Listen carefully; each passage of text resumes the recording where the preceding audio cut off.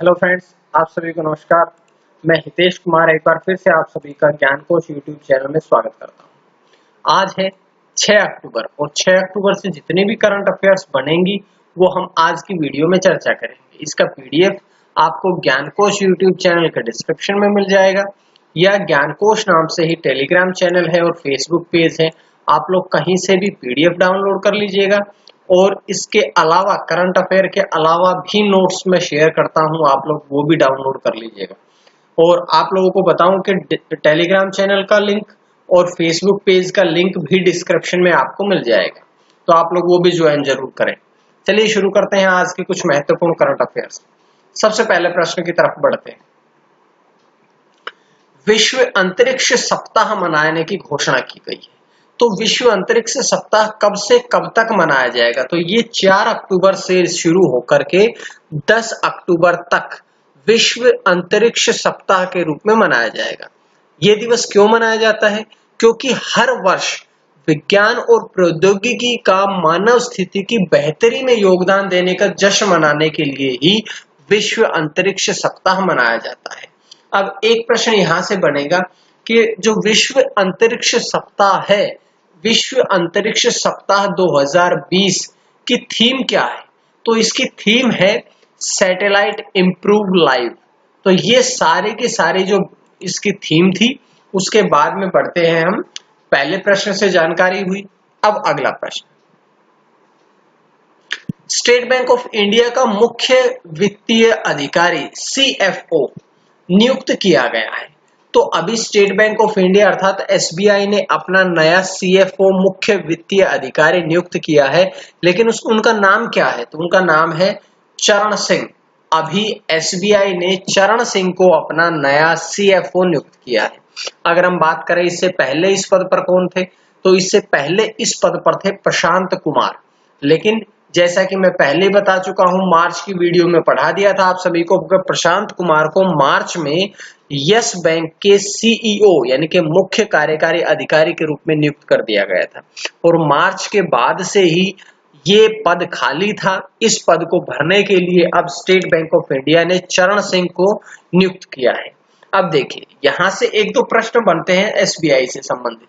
वर्तमान में एसबीआई के अध्यक्ष कौन है? तो अध्यक्ष है रजनीश कुमार। मुख्यालय कहां पे है? मुंबई, महाराष्ट्र में। लेकिन जो प्रश्न बनता है वो ये बनता है कि एसबीआई की स्थापना कब हुई थी? तो एसबीआई की स्थापना हुई थी 2 जून 1806 में, लेकिन बैंक ऑफ कलकत्ता के रूप में इसकी स्थापना हुई थी। उसके बाद में 15 अप्रैल 1940 को इसका नाम परिवर्तित करके बैंक ऑफ बॉम्बे कर दिया गया था। 1 जुलाई 1843 को इसका नाम परिवर्तित करके बैंक ऑफ मद्रास कर दिया गया। 27 जनवरी 1921 को इसका नाम परिवर्तित करके इंपीरियल बैंक ऑफ इंडिया कर दिया गया। लेकिन अगर हम बात करें स्टेट बैंक ऑफ इंडिया की, तो 1 जुलाई 1955 को इसका नाम रखा गया था स्टेट बैंक ऑफ इंडिया। तो ये बहुत महत्वपूर्ण जानकारियां थी जो कि इसके पुराने नामों से संबंधित थी। तो ये जानकारियां यहां से पढ़ी। अब हम बढ़ते हैं अगले प्रश्न। 42वीं जीएसटी परिषद की बैठक आयोजित की गई है। तो पहले प्रश्न ये बनता है कि इसकी बैठक कब आयोजित की गई है? तो इसकी बैठक जो है वो 5 अक्टूबर को नई दिल्ली में आयोजित की गई। अगर हम बात करें इसकी अध्यक्षता, तो जैसा कि आप सभी को पता है कि हर एक जीएसटी बैठक की अध्यक्षता जो है वो हमारे देश के वित्त मंत्री करते हैं। तो इस वर्ष भी 2020 में भी जीएसटी परिषद की जो बैठक है उसकी अध्यक्षता की है वित्त मंत्री निर्मला सीतारमण ने। और इस बैठक में जैसा कि हर वर्ष वित्तीय राज्य मंत्री अनुराग ठाकुर और सभी राज्य और केंद्र शासित प्रदेश हैं, उन सभी के मंत्री भाग लेते हैं। तो इस वर्ष भी सभी ने इसमें भाग लिया है। अब एक यहां से बहुत बार प्रश्न पूछा जाता है, आपके एग्जाम्स में आप लोग देखते होंगे कि जीएसटी की फुल फॉर्म पूछ लेते हैं। तो जीएसटी की फुल फॉर्म है goods and service tax. Goods and service tax जो है वो जीएसटी का ही की फुल फॉर्म है। तो ये जानकारी यहां से मिली। अब हम बढ़ते हैं अगले प्रश्न की तरफ। कर्नाटक में भाजपा के राष्ट्रीय महासचिव ने इस्तीफा दिया। तो अब ये पढ़िएगा कि जो कर्नाटक में भाजपा के राष्ट्रीय महासचिव थे वो कौन थे? तो सीटी रवि उनका नाम था। जो कि वर्तमान में अभी कन्नड़ संस्कृति और पर्यटन मंत्री के पद पर बने हुए हैं, लेकिन उन्होंने जो भाजपा का राष्ट्रीय महासचिव पद था उससे इस्तीफा दे दिया गया है। अगर हम बात करें सीटी रवि की, तो सीटी रवि जो थे वो चिक्कामंगलुरु से 4 बार विधायक रह चुके हैं। उन्होंने 26 सितंबर 2020 को राष्ट्रीय स्तर पर पार्टी के पद पर नियुक्त किया गया था। तो ये बहुत महत्वपूर्ण प्रश्न था। अब देखिएगा, ये कर्नाटक में भाजपा के राष्ट्रीय महासचिव थे, तो क्यों ना कुछ बातें कर्नाटक के बारे में पढ़ ली। कर्नाटक की अगर हम बात करें तो कर्नाटक की स्थापना कब हुई थी? 1 नवंबर 1956 को, लेकिन इसकी स्थापना 1 नवंबर 1956 को मैसूर स्टेट के नाम में, मैसूर राज्य के नाम में इसकी स्थापना की गई थी। राजधानी कहाँ पे है? तो कर्नाटक की राजधानी है बेंगलोर। कर्नाटक में जिले कितने हैं? 30। कर्नाटक के गवर्नर कौन है? वजुभाई वाला। और अंतिम प्रश्न बनता है कि कर्नाटक के मुख्यमंत्री कौन है? तो कर्नाटक के जो मुख्यमंत्री हैं वो है भाजपा पार्टी के BS येदियुरप्पा। तो ये सारी जानकारियां इस प्रश्न के साथ साथ में हमने कर्नाटक के बारे में भी पढ़ ली है। अब अगला प्रश्न, बिहार के विधानसभा 2020 आम चुनाव के लिए विशेष व्यय पर्यवेक्षक नियुक्त किए गए हैं। तो जैसा कि आप सभी को पता है कि बिहार में विधानसभा के जो चुनाव होंगे उनकी घोषणा मैं बता चुका हूं, पिछली वीडियोस में आप लोग देख लीजिएगा कि जो इसके विधानसभा के चुनाव होंगे उनकी सभी तारीखें, नवंबर में उनका रिजल्ट आएगा 10 नवंबर को, ये सब बातें हम कर चुके हैं।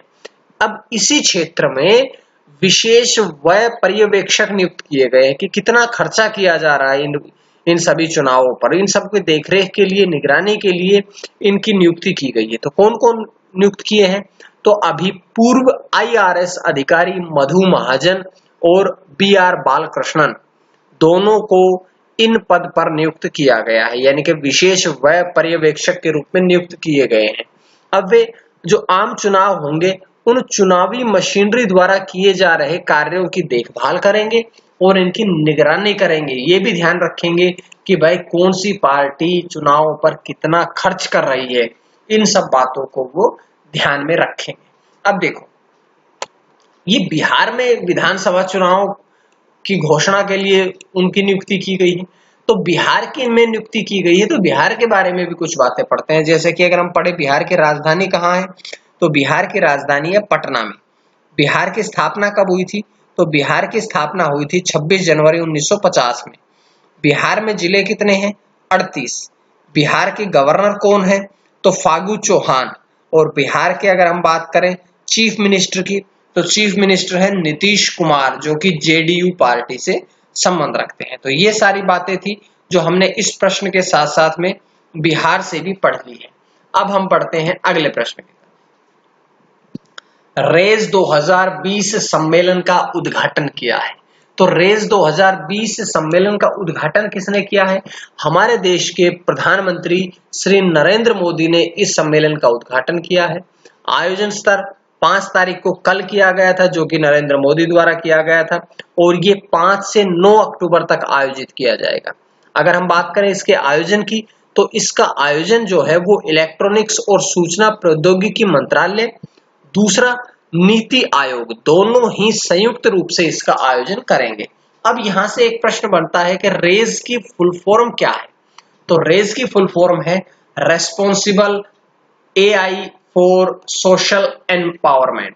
तो ये सारी इसकी फुल फॉर्म थी, और ये जो था इसके बारे में हमने प्रश्न पढ़ लिया है। ये अगले प्रश्न से जुड़ गया है, तो आप लोग इसको ना पढ़े, ये गलत हो गया है।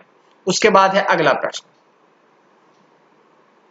कुवैत के शासक सबीर अल अहमद अल सबाह का निधन हुआ है। तो कुवैत के शासक थे, कुवैत के राजा थे।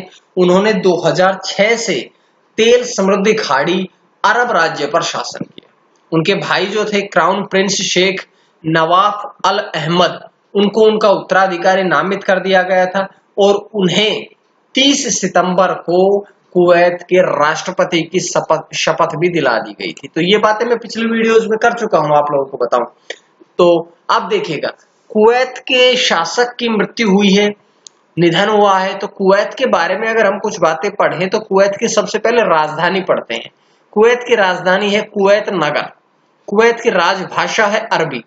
कुवैत के प्रधानमंत्री हैं नसीन मोहम्मद अल अहमद अल साबाह। तो ये सारी जानकारियां इस प्रश्न के साथ साथ में हमने कुवैत के बारे में भी पढ़ ली है। अब हम बढ़ते हैं अगले प्रश्न की तरफ।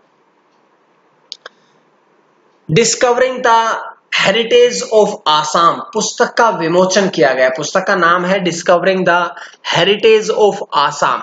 अब अगर हम बात करें इसके लेखक कौन है, तो इसके लेखक है पद्मपाणि बोरा। और इस पुस्तक की जो भूमिका है वो महानायक अमिताभ बच्चन द्वारा लिखी गई है।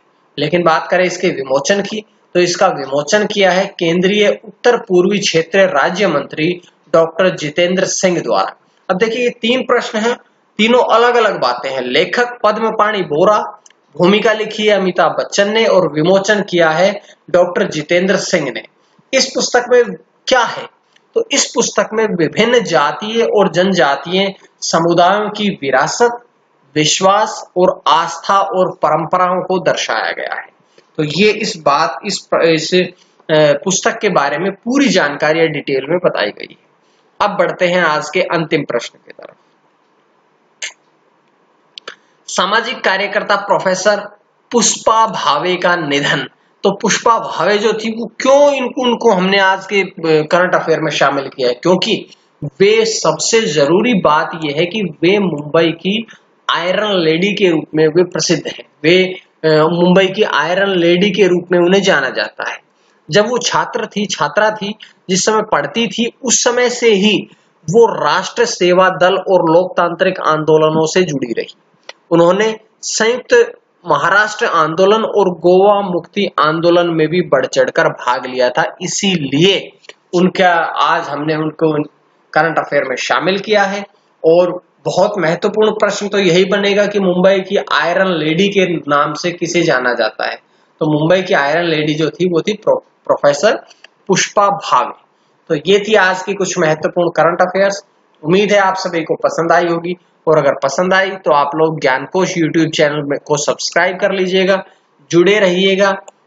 और इसका पीडीएफ आप लोग डिस्क्रिप्शन से डाउनलोड कर लीजिएगा। चैनल सब्सक्राइब करने के बाद बेल आइकन जरूर दबाएं ताकि आपको डेली वीडियोस इसी प्रकार से मिलती रहे। आज के लिए इतना ही। मां सरस्वती की कृपा आप सभी पर बनी रहे।